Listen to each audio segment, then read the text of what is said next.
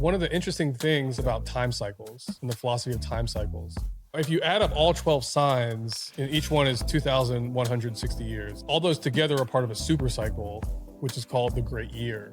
So that's a 25,000 year cycle. Half of that is 12,000 years. And if you go 12,000 years ago from where we are today, we're about 10,000 BC.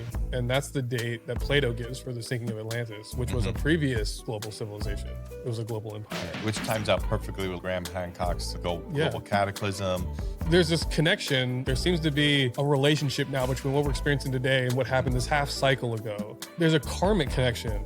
The demise of Atlantis seems to have created a karmic power within the human soul, within the evolving human spirit. Within all the subsequent empires that form, there's a little bit of the Atlantean story that plays out again in each, the rise and fall of them. So there's this whole idea of a karmic relationship between then and now. Another thing I bring into in this discussion of time cycles is the idea of the Yuga system. And there's this idea that we're now in the Kali Yuga, or the Dark Age.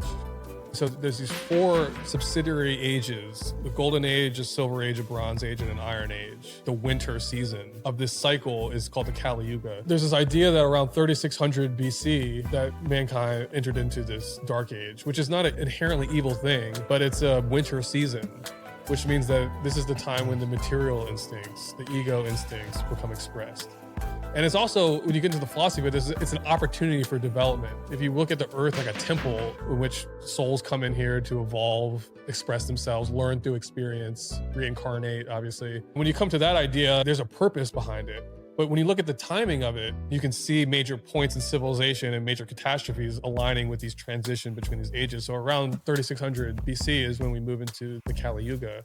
So it's an archetype that's expressing itself, but it's also creating an experiential environment on Earth for a certain type of person, like maybe someone who lived in Atlantis during the fall, to incarnate into this environment, to experience in a variety of different ways all the things that led to that collapse, so you can eventually come to a point where you, through experience, learn to overcome the problems with human egotism and materiality that led to the problem before. So then you can learn to be a custodian of this power that the Atlanteans apparently abused. So there's this rich symbolism to the story of Atlantis.